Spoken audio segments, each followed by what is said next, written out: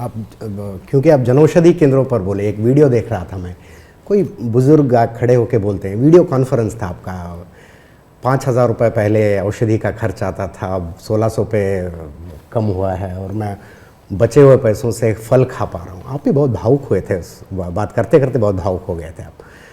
लगता है ऐसे बहुत सुकून देते हैं ऐसे योजनाएं। Yeah, I'm from Kerala and more interested in Kerala. You seem to be more focused in Kerala than previous years, and whenever you come to Kerala, you focus on the cooperative sector and the looting of public money. It is, can I expect some actions or?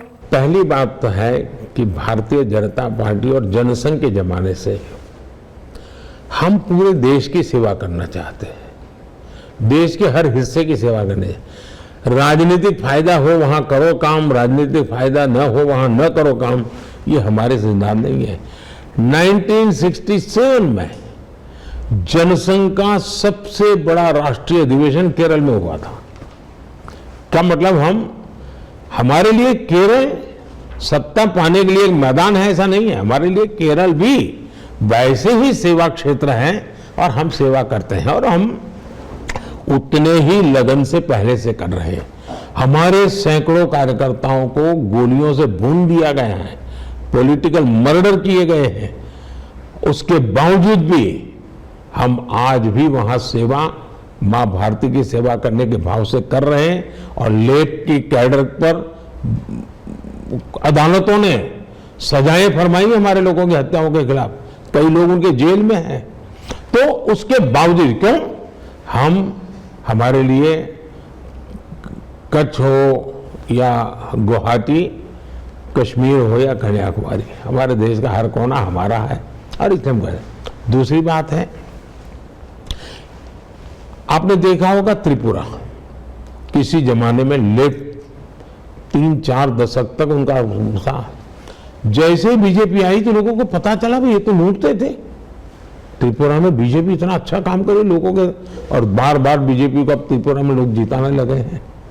वैसा ही केरल के अंदर इतना भ्रष्टाचार की गंध भरी पड़ी है, लेकिन इकोसिस्टम ऐसी बनाई हुई है कि कोई चीज बाहर आने नहीं देते हैं।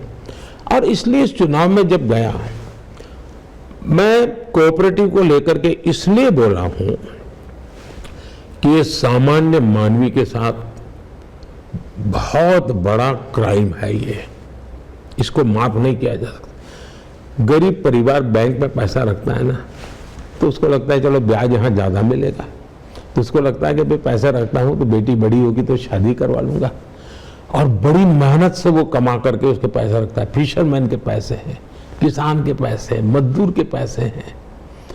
और करीब 300 कोऑपरेटिव बैंक है जो पूरी तरह ये लेफ्टिस्ट लोग चलाते हैं, और करीब 1 लाख करोड़ रुपया केरल के गरीबों का, सामान्य मानवी का उसमें पड़ा हुआ है।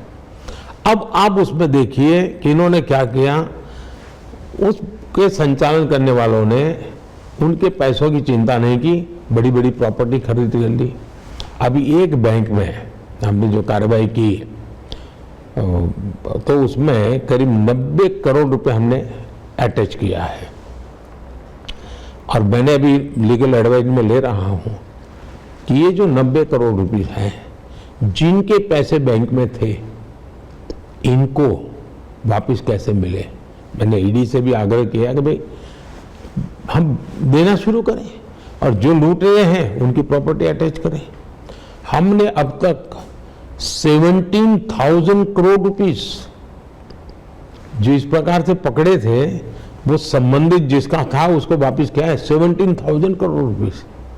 और इसलिए मैं केरल में इन 300 बैंक का जो घपला इन्होंने किया है, अरबों खरबों रुपयों की, ये जो 1 लाख करोड़ रुपया, ये छोटी अमाउंट नहीं है, गरीब है, और मैं मानता हूं उसको मैं गंभीरता से मैंने लिया है।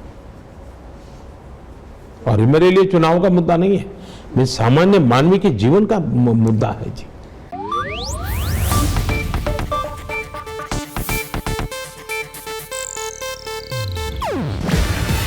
ಇದು ಏಷ್ಯಾನೆಟ್ ನ್ಯೂಸ್ ನೆಟ್ವರ್ಕ್ ಪ್ರಸ್ತುತಿ।